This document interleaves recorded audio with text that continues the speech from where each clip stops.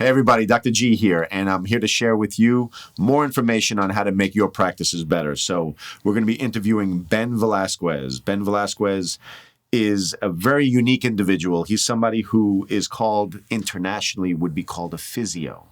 But Ben Velasquez and I have been working together for quite some time on a lot of my most difficult cases, particularly my brain-based cases, concussion cases. And many of my concussion cases actually are referrals from Ben Velasquez. And a lot of my concussion cases get referred to Ben Velasquez. So we work together, and we're going to discuss exactly how his practice has made my practice really explode and really make it unique. And I think we can do the same thing for you. So, like I said, Ben is a physio, and he'll explain exactly what that means. It's kind of like that area in between rehab and being game ready, where an athlete needs to not only be pain-free and have full range of motion and all their strength and speed and agility, but they have to be able to perform in a game situation. And post-concussion, that's actually very important. He's a disciple and student of Guy Voyer. Dr. Guy Voyer is an orthopedic surgeon from France who's also an osteopath who's basically devised a program that is called ELDOA. Ben will explain exactly what ELDOA is. But he's been working directly with Guy Voyer for the last 15 years. Guy Voyer has been the team athlete for some of the best soccer clubs in the world. He's worked with some of household names in particular. Most recently, he's worked directly with the big comeback that Tiger Woods had in winning the Masters. And Ben has been, again, a disciple of Guy Voyer and has really been on a first-name basis with him for quite some time. And he's going to be sharing with us some of the expertise that he brings to the table from his education from Guy Voyer. He also has a program that he developed that I'm really interested in discussing more because it's something that you've been working on and you've developed. It's called the 21 program, and we'll discuss that in more detail. But look, we're in coronavirus time, right? So coronavirus time means that those of us who are creative and sitting at home and not have much to do are getting really creative with our time and putting together the content that we need to share with our colleagues to make ourselves better as a profession moving forward when we come out of this coronavirus situation. So right now it's basically March 2020. I'm sorry, the beginning of April 2020. And we are going to be discussing what could practice look like for us in 3 months, in 6 months, in 12 months. And welcome, Ben. Thank you. Thanks for having me. Of course. And it'll be probably one of many. So this is going to be, just getting started on introducing some concepts. So can you explain a little bit about your practice, what you do, and what your education is and how it's different from other trainers and therapists and physios or PTs out there? Yeah, so my undergraduate education is unrelated. It's but related. It's in aeronautical engineering, aeronautical science. I just decided to get out of that field and always had a love for the gym because I played baseball at a pretty high level. And so I went into studying physiology after my undergraduate degree. And I started in corporate fitness for about 4 or 5 years and then made my way to pro sports on the performance end through the WHL, the Junior Hockey League in Western Canada. So I used to go to Western Canada twice a month, and I would write programs, all the strength and conditioning programs for a particular WHL team. So when you were playing hockey growing up in Western Ontario, can you tell me a little bit about that? Because you don't really have that Canadian accent. So I knew zero about hockey other than I was supposed to be a Rangers fan because I was born and raised in the Bronx. And so we rooted for the Rangers, specifically in '94 when they last won the Cup. And biggest sports celebration in New York history was the '94 Rangers. Nothing ever even came close. Yeah, it was awesome. I think everybody was a hockey fan. It was a big deal. So I knew nothing about hockey, never played hockey, from Puerto Rico. So it's baseball and boxing. That's about it. So I went into it with looking at it like an engineer and looking at it like I always try to reverse engineering what I needed to accomplish in writing their performance-based programs. And then little by little, I learned more about the sport, and there's nuances to everything you do, including being a strength and conditioning coach. There's science, which is hard, and then there's the art to practicing that science, which is where the nuances lie, and that comes with experience and, respecting the science. So I did that for a while, and then I quickly realized with the athletes that I was working with in the off season that I had a short period of time, typically somewhere in the nature of a 12 to 16 week period, by which I was supposed to work with these guys to get them to improve, to show up to camp and improve their performance for the next season. Well, I found most of the guys were recovering from the season, recovering from minor injuries, in some cases recovering from surgeries. And by the time that I got them, it was more like I was patching things together, and I was never able to execute the plan. So I realized there was a big gap between physical therapy and performance, or being field or game ready.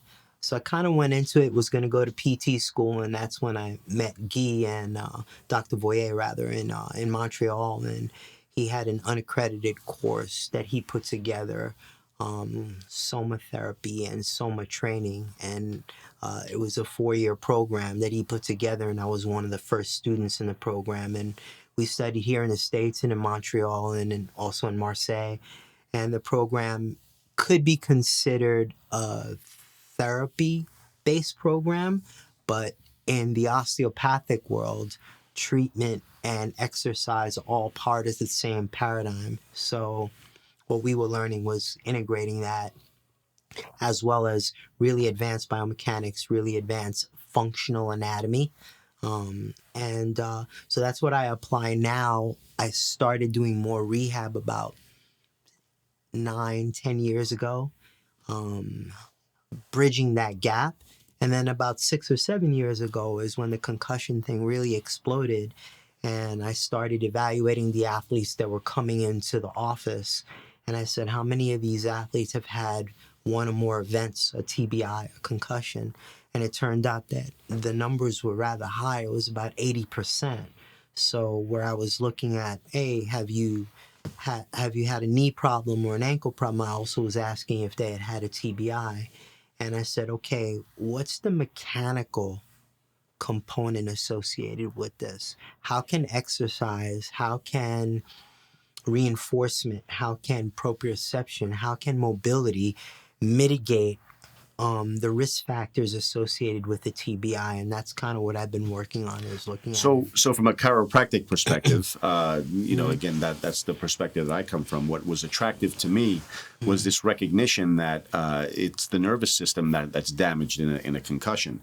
And if you're getting an athlete who had a torn ACL or a shoulder labral tear or a hip labrum tear, you could look at their biomechanics and their global presentation and really extrapolate that injury prior to the injury to their concussion. So and the research bears that out, right? The research, you and I both have been on stage around the country to speak on the topic of concussion. We know that you have for 12 months after a concussion, you have a 400% increase in the likelihood of getting a soft tissue injury like a torn ACL, medial meniscus, shoulder labral tear, herniated disc. And that was very attractive to me because your understanding of the central nervous system was very much akin to my own, being a chiropractor, recognizing that it's the nervous system that's the master system, the system that controls all the other systems in the body. If you interfere with that, then you're going to have effects. Getting your knee operated on is sometimes necessary after you've had that tear. But if you don't fix the problem from its source, well, then that person is going to have another injury, right? So that's what you saw in the world of athletics. And it's interesting because I have little personal story I want to tell with regards to ELDOA, which is, you mentioned SOMA. I believe you're referring to the same thing. So ELDOA is a French acronym. I'm not going to pretend that I could say, but it really stands for longitudinal osteoarticular decoaptation. And what that means is that you can use certain postures and apply leverage using the fascia in your, throughout your body to create a tension or a reduction in tension in certain vertebral segments. So, for example, I blew out my L4, L5 disc about 18 months ago. Really bad. I mean, like toothpaste out of the tube, kind of a herniation. Radiculopathy going down. It was a nightmare. Clearly a surgical candidate. Chose to not get surgery, and ELDOA was a huge part of my own personal recovery.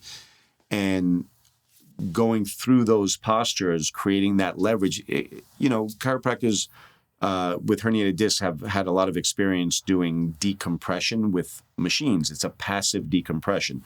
So you're either in a seated or a supine or a prone position, depending on what you're looking to do, and you have a machine actually apply a distraction or a decompressive force on the vertebral segments involved. What I love about ELDOA is that you guys created a series of postures that actually create that moment of decompression, separating those vertebrae by doing it actively. By attaining that certain type of posture. And it's very precise. It's not very comfortable, but between swimming, sauna, and ELDOA, those are probably the three things outside of getting seen by my chiropractor on a regular basis that really allowed my recovery to become complete. So I have that. That's my personal story, and you've seen that story repeated over and over and over in your patients. Yeah, the ELDOA system is a very powerful system that Dr. Voyer developed. I believe it was the late 70s and early 80s. There was a big problem in France with lower back pain, as there was here as well. There was a lot of media attention. So they put a lot of money behind it, and he was, I believe, doing his thesis in the osteopathic medical school there.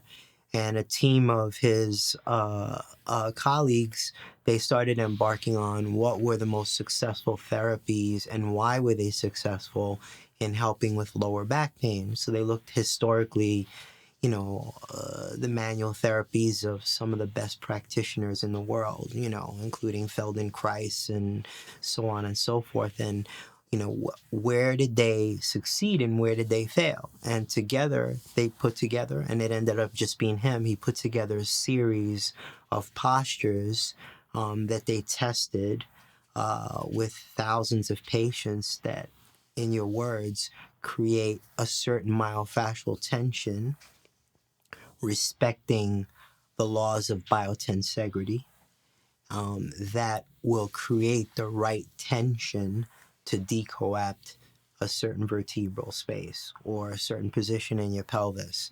And what the difference is the difference that I find relative to any injury goes back to what you said about the nervous system, is about rewiring the hard drive, whether it's an ankle or it is a concussion. The problem, or where most of the therapies fall short, is that there's no transfer to the therapy in how the athlete or client manages their center of gravity when they stand on the ground. And ELDOA addresses that because it's working the deep intrinsic muscles of the spine that are most important, that send the quickest information to the hard drive as to where you are in space, that you can achieve when you're doing something passive, whether it's lying, supine or prone or seated. It just doesn't have the same transfer. And that goes directly to the chiropractic profession. So the people who listen to this podcast or this video are really some of the busiest chiropractors in the world. These are people who have just remarkable hands. They have a great sense of identifying the structural interference that the patient has and correcting that with their hands. And there are exceptions to, we all have different techniques in how we do that. But what you said was the intrinsic musculature of the spine, even the connective tissue and the mechanoreceptor mechanism that would help that patient not only accept the adjustment, but to hold the adjustment. Correct. I mean, that's something that it's a very big deal, because especially now with all the insults that people have in the year 2020, the insults we have in our environment, posturally, physically, we're just a fatter nation than we've ever been. We're metabolically unhealthy. We're biochemically unsound. This 2020 coronavirus has revealed how how metabolic syndrome and obesity and our youth with vaping and other things that really harm their metabolic health has really weakened them. And you can see that in how they respond to a viral infection that should probably be relatively mild for most people. But we're also seeing that in our profession, in how weak people are, so that when we adjust them and correct their structural lack of integrity, they walk out of the office and they're overweight, they have muscular atrophy, they have very poor communication between their nervous system and their body, and they're just not benefiting from what a chiropractor has to offer the way patients 50 years ago may have benefited, or 70 years ago, or 80 years ago. And very few chiropractors would even argue the fact that we are far less healthy as a people than we've ever been before. So what I like about the work that you do, and I really want to dive into how this can be brought into a busy chiropractic office, especially now with the need that we have to do things virtually, to do things maybe not necessarily on site. Most of the chiropractors listening to this do not have the time to bring people through yoga style postures. But if there was a program that the patient could take with them to do at home to reinforce what's happening in the office, that's not yoga, that's not just routine exercise, but really specific to the spine and reinforcing the work that we're doing in the office. Can you tell us a little bit about the virtual work that you've been doing, especially during this coronavirus time, and the 21 program that you created? Yeah, so I fortunately, prior to this, had been dipping my toes in the virtual, treatment, virtual session environment, and I was having success with it, mainly with recovery stuff, mobility stuff, ELDOA that we spoke about, more therapeutic type programs for my clients and athletes. So when this whole pandemic hit, my practice went completely virtual. So in the last 2 weeks, I've been seeing every one of my clients virtually and designing their programs and recording them virtually for them. And I'm just kind of stepping up, everything from the technology that I'm using to how I'm scheduling appointments, to how I'm following up, to what kind of data I'm gathering for them within those appointments, what kind of progressions I'm putting them through, what kind of homework I'm giving them to do. I'm trying to maximize the virtual experience for them. And in doing so, also, I had to figure out how to train myself. And I thought to myself, okay, what's the average person doing that has to work from home now? They're spending a lot of time in front of the computer. They're spending a lot of time seated. As you and your colleagues know, that's probably the most amount of pressure on your spine is seated. Generally, most places it's in a bad position and bad posture. So, especially if they're working from home, they're not in any kind of ergonomic environment. That's exactly right. So I thought to myself, what kind of program would I want to have if I were to put myself in their shoes? What kind of program would my colleagues that are doctors and therapists want to see that would have some type of therapeutic effect as well, not just performance-based effect, but therapeutic. So I put together a little program, which I call 21s, because they take 21 minutes, and you do 21 minutes, 3 segments a day. The first segment a day, you're doing more conditioning type segmental block training, calisthenics, segmental reinforcement work on the ground, a warm up, but it takes 21 minutes. You'll pick 7 exercises and you'll do 3 rounds of those 7 exercises, which will give you 21 sets in 21 minutes.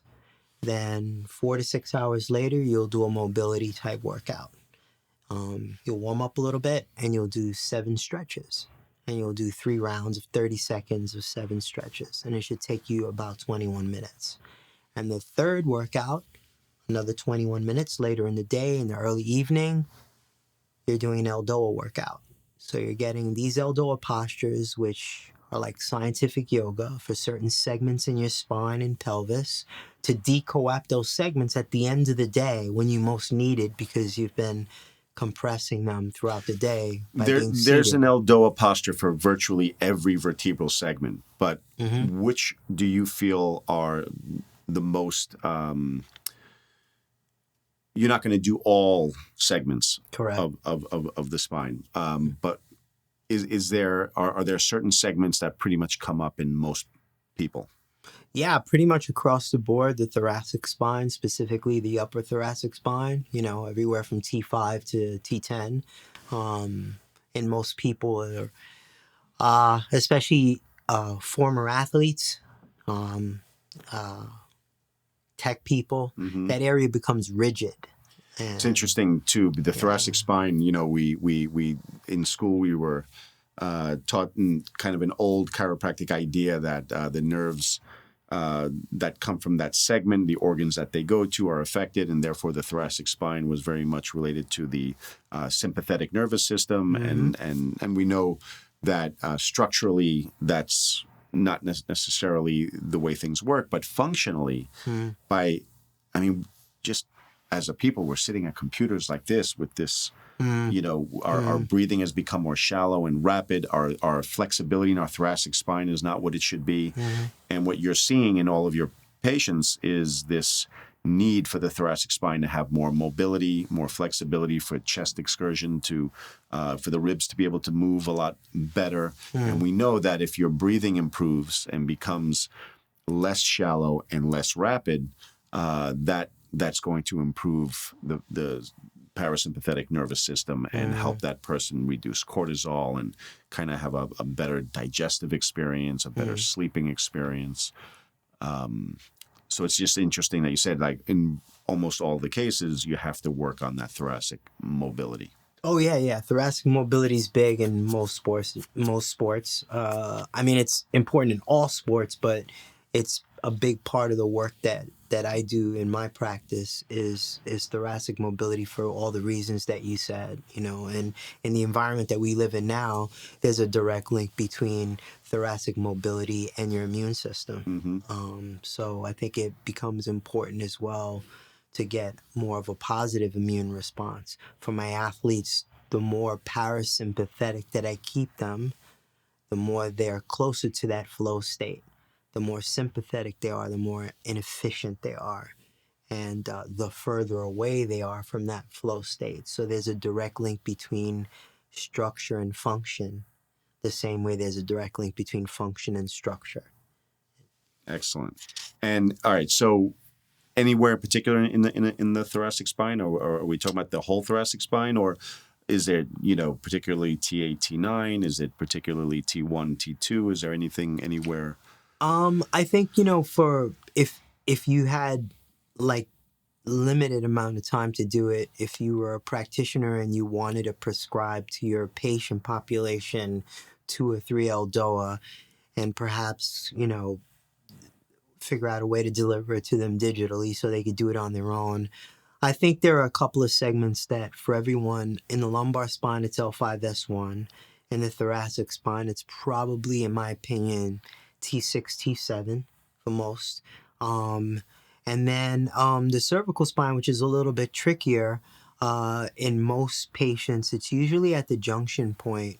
It's usually, 7T1, 6-7, 7-1, simply because of the position of the neck when they're, using all these digital devices.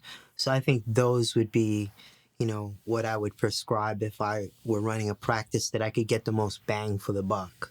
And there are progressions for each one of those. But In the 21, this was just designed for now, for the state we're at. And for 3 reasons. One was to be able to exercise and do it in a really efficient way.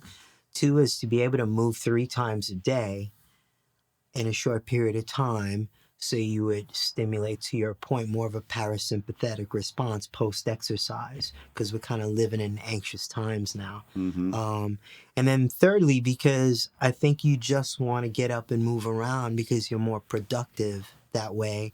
And rather than do an hour or a 90-minute workout in the morning or an evening, I think breaking it up is a nice way to kind of segmentalize the program, but also move 3 times a day. So do you think it's something that is in the near future to be able to digitize a 21 program to be brought into a chiropractor's office? Oh, absolutely. Okay. That can be easily done. Yeah. Well, that's something that we're going to work on, because I definitely think, with, again, the time of this recording is April 2020, the coronavirus situation, and we as a nation, we as a profession, we as individuals have been caught on our heels, unprepared for what just happened. Now, who could prepare for the whole world to come to a halt? I don't think anyone's prepared for that. But I don't think this is the last time we're going to see some kind of crazy pandemic sweep through the world. And maybe we won't see a response like this one, because I don't think that we can handle it, to tell you the truth.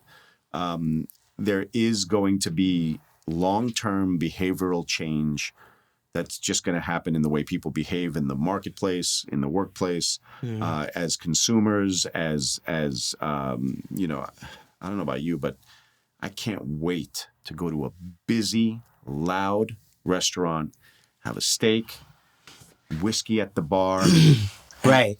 I mean, Keen's or Peter Luger's. If I cough or Shout out. sneeze, is everyone's head gonna just explode? Are we gonna wear gloves? I mean, it's insane. I mean, I know I think it's I'm going to be really weird. I mean, It's going to be weird. I think it's going to be weird in all aspects of any kind of social interaction, especially where we live, because I take mass transit. It's more efficient. That in itself is like, okay, do you want to go down into a busy subway station? I've been driving into the city for 25 years. Right. That's exactly right. Yeah. So it's going to be weird. I think more people are going to be looking to getting health and care information like you're providing them, and like your colleagues are providing them, is just giving them information on all aspects of health. It's not just information; it's service. It's billable services. I mean, the government had just changed the regulation on what we can and can't do, and you and I both don't have any kind of insurance-based practice. I don't think I've built an insurance company in quite a few years. I know you're fully self-pay in your practice too, but I think now if a chiropractor has a virtual experience with a patient, because again, what do chiropractors do? We adjust and we educate, right? So if you can't adjust, if you can't put your hands on the patient, you can certainly educate them, and you can do that virtually. But I'll add to that, you could also examine them. There are exam procedures that you can do, and you do it yourself when you're looking at a patient through a FaceTime or a Zoom chat, and you're checking range of motion, and you have them maneuver themselves in certain ways. You can certainly glean clinical information from that exam procedure, and working from a distance, and then being able to coach them through the postures you need them to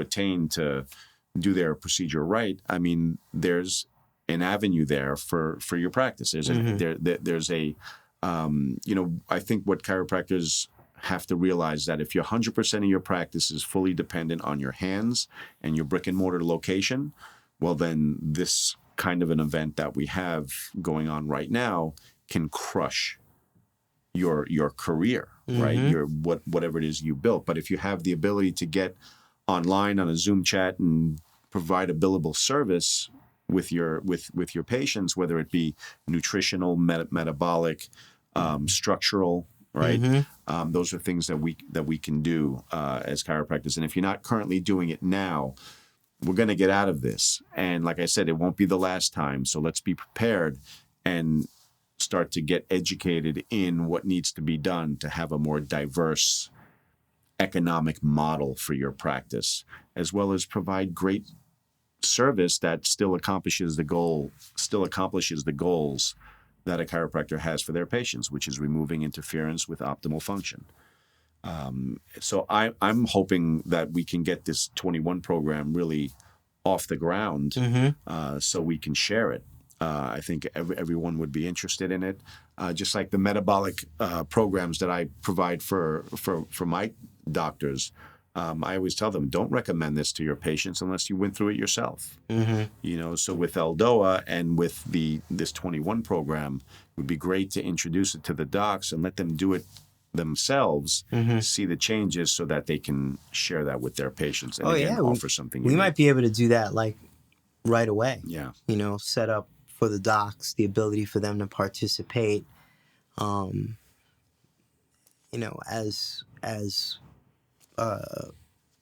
just participants in the whole program themselves. Just be able to do the actual program for, I don't know, for a couple of weeks. Yeah. To be able to do it for a couple of weeks in a row. So give us some examples of some of the types of injuries and that you've worked with professional athletes. So you don't have to drop any names or anything like that. We don't want to violate anyone's privacy. But have there been any boxers, hockey players, baseball players, football players that because they had an experience with you and your training, it really turned their recovery around? Yeah, I think, I've been fortunate enough in my career to have worked with athletes from all the major pro sports and quite a few Olympic athletes. And I think that if I speak where the value added for them is more about educating them and being their own advocate for their body, all aspects of their body. That's the most important. So being their own advocate, meaning not putting all of their faith into the team doctor. Correct. Yeah. And you see all the successful athletes now, they have a chiro that they work with, in some cases a massage therapist, generally a nutritionist. Most of them have hired a chef at home if they can afford it. They obviously have some type of trainer or strength coach that they work with that's separate from the team. So they have the smart athletes have a team of people, and they manage their own body and their own performance. I think I would add to that is the really successful athletes are the ones that take that model and make it a proactive model. So it doesn't matter if they feel good. They build all that into their calendar at all times. That's a great lesson, not just for the elite athlete, but also for our patients, right? You got to have your team. You got to have your team. You can't just be reactive to what happens around you. We have to educate our patients to, again, not get caught flat-footed again. Don't put yourself in a metabolic situation where a virus that should be mild becomes something that lands you in the intensive care unit. And that holds true. So what you said, who's your chiropractor? Who's doing your soft tissue work? Who's handling your advice on nutrition? Who's your dentist, right? So you got to have your team. Now, not everyone can afford the team approach the way you described that, the way athletes have. But I think people are going to need to make a bigger investment in their personal health. I think they're going to find their income is going to profit from that. Their career is going to profit from that. Their family life is going to profit from that. And of course, they're going to just be happier. It's funny. I was just during this coronavirus thing. We're spending so much time at home, and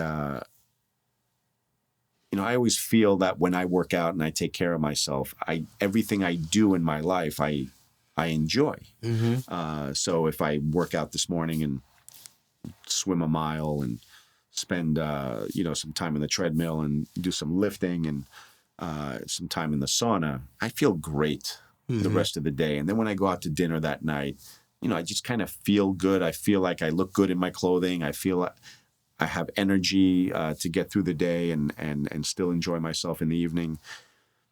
And during this time, I'm working out at home and then sitting at home, and I just don't feel the reward as much. Have you heard anybody else say that? Yeah, I mean, it's been difficult for even the pro athletes that I have to get.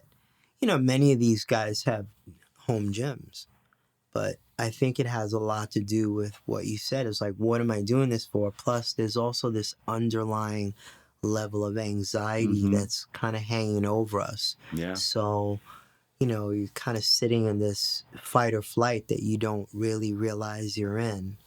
Another reason for splitting up the workouts like that, because, your ability to focus is limited when you have that level of anxiety. So to focus for an hour, but to do 20 minutes a couple of times a day, and then to get some type of value from those 20 minutes, also hormonally, it's probably better. So you're not taxing your system, but you're just stressing it just enough to elicit a response. But yeah, you're right. I mean, I think it's difficult for everyone. Also, people are, at least in New York, we're not living in big spaces. So it's like, okay, where am I going to train? And I know all the apartment buildings here that have home gyms, that have gyms in the building, they're all closed. So even if you live in a building with a gym in it, you still have to train in your apartment. Right. So most people don't have weights or a gym in their apartment. So what do I do? How do I, do this? And it's funny. Yeah. We're going hiking tomorrow up in the this area we like to go with the waterfalls, and I was having this conversation, and I say we, my children and I. And somebody said to me, and I wish I didn't have this conversation with them, but they're like, yeah, but you know what? You go hiking and you have a fall and your kid breaks a bone, and then you got to go to the emergency room, and there's, virus there. And I'm like, is this the way we have to think now? I mean, I'm going to sit home and which is out of the question for me. I'm not doing that. We're going hiking. Yeah. But I just hate that is even a thought. Right? Yeah, you can't help it. I mean, I have a 3-year-old, and we escape and go to playgrounds when no one's at. But the whole time in my head, it's like a Stephen King novel. I'm like, oh my God, if he falls, like, the medical system is completely overwhelmed. But you can't live that way either. But there's that anxiety is definitely there that didn't exist before. For sure. Yeah, no, I mean, we could talk for hours, and all of you have talked for hours in your world with, what is this whole thing about? What is it? What's going to come of it? And we don't need to have that conversation again. But I think the main thing I want this podcast to do is to get the wheels turning on your businesses and your practices and what you're offering to your patients. We want to come out of this with a greater level of service and a greater level of purpose. We'll definitely keep you posted on what we're going to be providing with the 21 program, and hopefully that's something we can help get into a lot of offices around the country to make a difference in people's lives. So thanks, Ben, for being here, because again, we're going to be having a lot more of these interviews. You and I have been working together for a long time, and till next time. Thank you for having me.